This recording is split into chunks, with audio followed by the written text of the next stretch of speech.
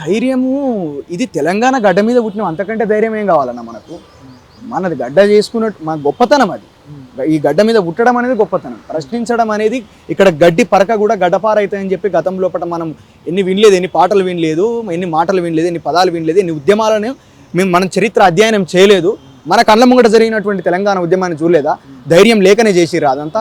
కాబట్టి ఒకరి ఇవ్వాల్సినటువంటి అవసరం లేదు, ఒకరు నడిపించాల్సినటువంటి అవసరం లేదు. ఎవరు వెనకాల ఉన్నారని చెప్పి వెలుగుమట్ల బాధితుల వెనకాల ఉండి మనం పాట రాసినాం. ఎవరు మనం ముంగట నిలబడరని చెప్పి రేవంత్ రెడ్డిని అంతగానం విమర్శించినాం. రేవంత్ రెడ్డి చేస్తున్నటువంటి మూసీ కావచ్చు, దామగుండం కావచ్చు, మిగతా అన్ని విషయాల మీద ఎవరో వెనకాల నిలబడి చేసింది కాదు. అది ఏ పార్టీ లబ్ధి కోసం చేసింది కాదు. ప్రతి పార్టీకి సంబంధించినటువంటి నాయకులను విమర్శించడం. కేటీఆర్ని విమర్శించలేదా? కేసీఆర్ని విమర్శించలేదా? రేవంత్ రెడ్డిని ఎంత దారుణమైనటువంటి పరిస్థితుల్లో పడడం, దారుణం అంటే ఆయన ప్రవర్తిస్తున్నటువంటి తీరును బట్టి ఆ విధంగా విమర్శించాల్సి వచ్చింది. ఖచ్చితంగా విమర్శిస్తాం. మరి సీఎంని విమర్శించాలంటే ఏ ధైర్యం కావాలి? ఎవరుండి సీఎంఏ అనుకుంటే నడిపిస్తుంటాడా? కాబట్టి ఇదంతా కూడా ఏంటంటే ఎప్పుడైనా సరే ఒక ప్రజల యొక్క కాన్స్టిట్యూషనల్గా రాజ్యాంగబద్ధంగా ప్రజలకు న్యాయం చేకూర్చాలి.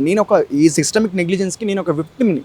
కాబట్టి నేను అనుభవించింది ఇంకొకరు అనుభవించద్దని డెఫినెట్గా అనుకుంటా కదా.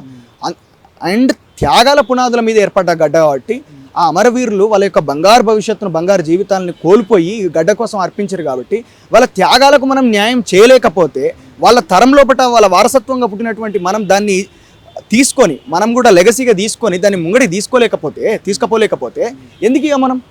కాబట్టి ఆ ధైర్యంతో వాళ్ళు ఇచ్చినటువంటి స్ఫూర్తితోటి ప్రాణాలనే పోగొట్టుకున్నటువంటి వ్యక్తుల ముంగట ఈ ధైర్యం ఎంత, ఈ శరీరం ఎంత?